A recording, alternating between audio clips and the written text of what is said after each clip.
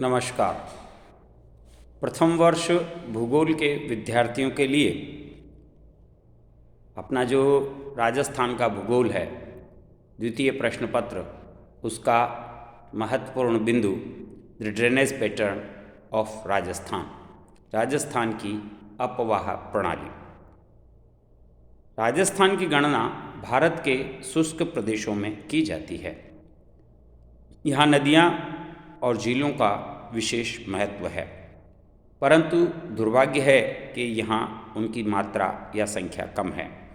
वर्ष भर बहने वाली नदियों का लगभग अभाव सा है। केवल चंबल नदी एक ऐसी नदी है जो वर्ष भर जल से युक्त रहती है। वास्तव में राजस्थान की अपनी कोई बहुत बड़ी नदी नहीं है। चंबल और माही यहाँ से गुजरती जरूर हैं, परंतु इनका मूल राजस्थान नहीं है, यानी इनका उद्गम राजस्थान में नहीं है। दोनों ही मध्य प्रदेश से उद्गमित होती है।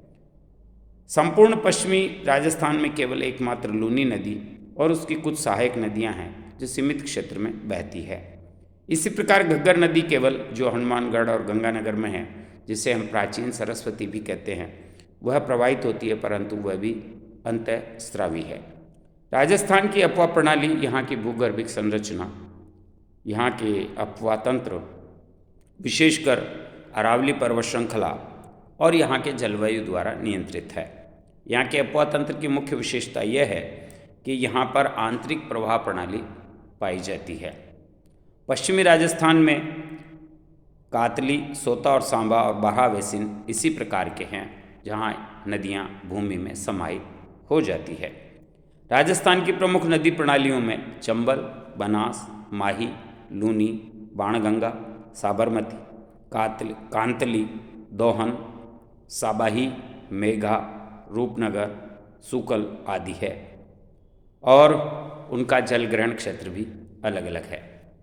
राजस्थान की नदियों को निम्नांकित 3 समूहों में हम विभाजित कर सकते हैं। पहला है बंगाल की खाड़ी में गिरने वाली नदियाँ। इसके अंतर्गत काली सिंध, पार्वती, परवन, बैड़च, गंभीरी, खारी, कोठारी और उनकी सहायक नदियां हैं। दूसरा है अरब सागर में गिरने वाली नदियां, और तीसरा है अंतः प्रवाही नदियां। तो विस्तार से इनका विवरण प्रारंभ करते हैं। पहला है बंगाल की खाड़ी में गिरने वाली नदियां। एक बार पुनः उनके नाम रिपीट कर रहा हूं मैं। इसके अंतर्गत चंबल, बनास, बाणगंगा और उसकी सभी सहायक नदियां इसी के अंतर्गत आएगी। चंबल नदी, इसको प्राचीन काल में चर्मणवती नदी के नाम से जाना जाता है। इसका विभिन्न महाभारत काल में और उसके बाद वाले कालखंड में उप पुराणों में इसका उल्लेख है। चंबल का उद्भव मध्य प्रदेश के सुदूर अंत में महू के निकट मानपुर के समीप जनापाव पहाड़ी से हुआ है, जो विंध्य पर्वत श्रेणी का भाग है। यह राजस्थान में 84 गढ़ किले के निकट प्रवेश करती है। कोटा और बूंदी जिलों की सीमावर्ती सीमा बनाती है। उसके पश्चात सवाई माधोपुर, कोटा की सीमा बनाते हुए राजस्थान और मध्य प्रदेश की सीमा के साथ साथ बहते हुए ये अंत में यमुना नदी में इटावा नगर के निकट मिल जाती है। राजस्थान में चंबल नदी 135 किलोमीटर का मार्ग तय करती है। इसकी कुल लंबाई 965 किलोमीटर है। राजस्थान में प्रवेश करने से पूर्व इस नदी का तल लगभग 300 मीटर चौड़ा है, किंतु उसके पश्चात इसकी घाटी संकीर्ण हो जाती है। 84 गढ़ से 5 किलोमीटर दूर एक चूलिया जलप्रपात है। इसके पश्चात कोटा, यह एक संकीर्ण घाटी में घोर्ज में बहती है। सवाई माधोपुर और धौलपुर के क्षेत्रों में चंबल नदी के समीपवर्ती क्षेत्रों में अत्यधिक कटाव के कारण बीहड़ बन गए हैं। चंबल नदी पर निर्मित गांधी सागर बांध, जवार सागर बांध, राणा प्रताप सागर बांध और कोटा बैराज सिंचाई, जल विद्युत, मत्स्य पालन और पर्यटन की दृष्टि से बहुत ही महत्वपूर्ण है। चंबल की अन्य प्रमुख सहायक नदियों में बनास, काली सिंध और पार्वती मुख्य है। काली सिंध नदी मध्य प्रदेश के देवास से निकलकर झालावाड़ और बारां जिले में बहती हुई नौनेरा के निकट यह चंबल नदी में मिलती है। इसकी और प्रमुख सहायक नदियों में परवन, उजाड़, निवाज और आहू है।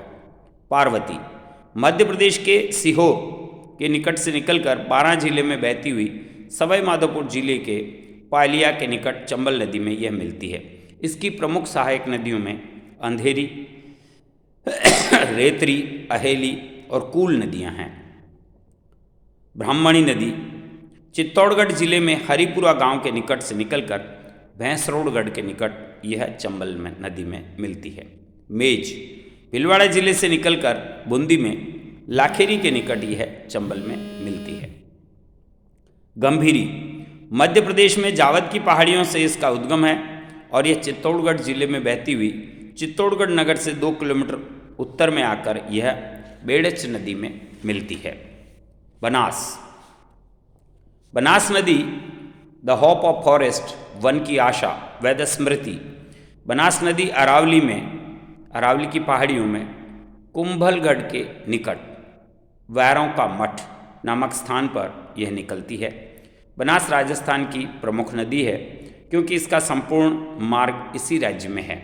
ये कुंभलगढ़ से दक्षिण की ओर गोगुंदा के पठार से प्रवाहित होती हुई अरावली पर्वत श्रेणी को काटकर नाथद्वारा, राजसमंद और रेल मगरा होती हुई चित्तौड़गढ़ और भीलवाड़ा जिलों में बहती है। भीलवाड़ा जिले में बिगोद के पास बेड़च को सम्मिलित करते हुए और ऊपरमाल से आने वाली एक छोटी नदी जिसे मैनाली नदी कहा जाता है, जहाँ पर मैनाल का झरना है, उस मैनाली नदी के मिलने से यहाँ पर एक त्रिवेणी संगम का निर्माण हुआ है। इसकी लंबाई कुल 480 किलोमीटर है और यह खारी, कोठारी, आगे बिसलपुर और डाई नदी जहाँ यह सरवाड़ है, इन सबको समाहित करती हुई बिसलपुर बांध इसी पे बनाया गया है और इसके बाद ये आगे जाकर सवाई माधोपुर के निकट यह पर चंबल में मिलती है। इसकी प्रमुख सहायक नदियों में बेड़च, कोठारी, खारी, मैनाली, बांडी, मानसी, धुंध और मोरेल है। इसे वन की आशा कहा गया है। बेड़च नदी का उद्गम भी गोगुंदा की पहाड़ियों से है। उदयपुर के निकट एक बहुत छोटे से स्थान थूर से निकलकर यह आयड़ नदी के नाम से जानी जाती है। आयड़ नदी के किनारे ही उदयपुर नगर बसा हुआ है। उदयपुर नगर को 5-6 जगह पर क्रॉस करने के बाद यह उदय सागर झील में जाती है, जहाँ पर महाराणा उदय सिंह द्वारा निर्मित उदय सागर झील है डबोक के निकट। उस उदय सागर झील के भरने के बाद जो ओवरफ्लो होता है पानी, उसे हम बेड़च नदी के नाम से जानते हैं।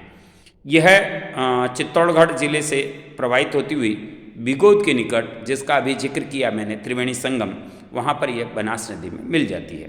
कोठारी यह बनास की सहायक नदी, यह भी राजसमंद जिला एक तरह से, वहाँ से भीमदेवगढ़ से निकलकर उत्तरी भाग में बहने के बाद यह भीलवाड़ा जिले में बहती है और बनास में मिलती है।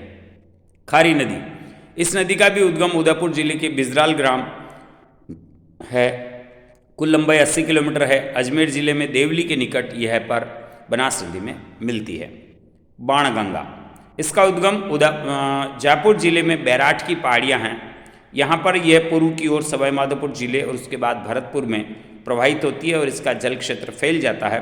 इसकी कुल लंबाई 380 किलोमीटर है। आगरा जिले के फतेहाबाद के निकट यह यमुना नदी में मिल जाती है।